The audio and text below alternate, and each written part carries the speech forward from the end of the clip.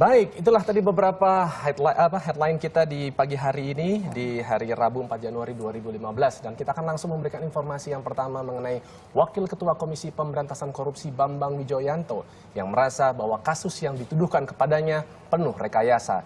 Ia siap untuk membawa sejumlah saksi dalam pemeriksaan selanjutnya. Wakil Ketua KPK Bambang Wijoyanto keluar dari ruang pemeriksaan Mabes Polri sekitar pukul 11.30 Selasa malam. Dalam pemeriksaan yang berlangsung lebih dari 12 jam tersebut, Bambang Wijoyanto diberi sekitar 140 pertanyaan oleh penyidik.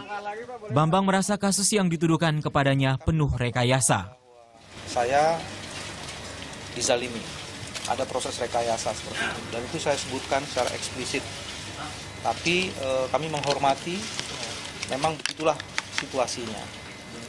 Seperti itu. Ada kesempatan untuk mengajukan saksi ada chart dan saksi ahli dalam waktu yang sesingkat-singkatnya. Itu akan diajukan.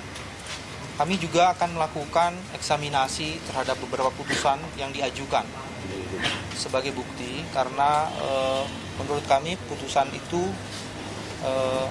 banyak mengandung masalah. Tim kuasa hukum Bambang Wijoyanto juga melihat banyak keanehan dalam kasus ini, antara lain terkait pencabutan kesaksian beberapa saksi di Mahkamah Konstitusi. Memang ada keanehan yang kita temukan berkaitan dengan pencabutan para saksi di MK di hadapan notaris yang membatalkan putusan MK. Jadi atau kesaksiannya yang di dalam MK, sehingga tampak ini seperti ada serangan gitu kepada MK.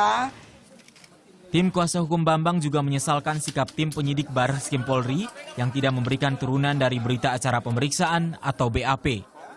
Bambang ditetapkan sebagai tersangka kasus dugaan menyuruh saksi memberikan keterangan palsu dalam sidang sengketa Pilkada Kota Waringin Barat di Mahkamah Konstitusi pada 2010 silam.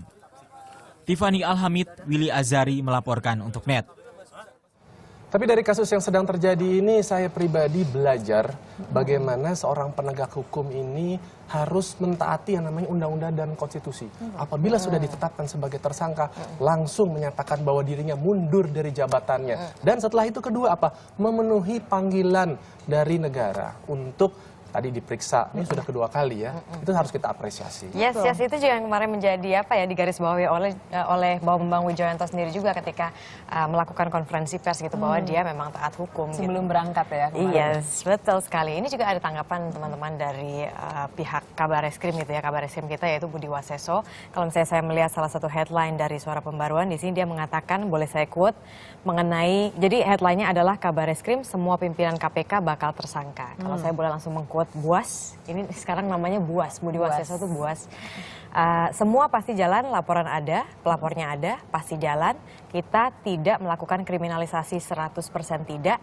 Penetapan tersangkanya itu oleh penyidik pasti jadilah perkara pasti ini. Jadi gitu ya. Ke Abraham Samad ini sangkaannya. Ini ya, ke semua pimpinan KPK. semua pimpinan KPK. Nah ini juga menarik gitu, karena saat ini Presiden Joko Widodo memang dihadapkan pada opsi pembuatan Perpu.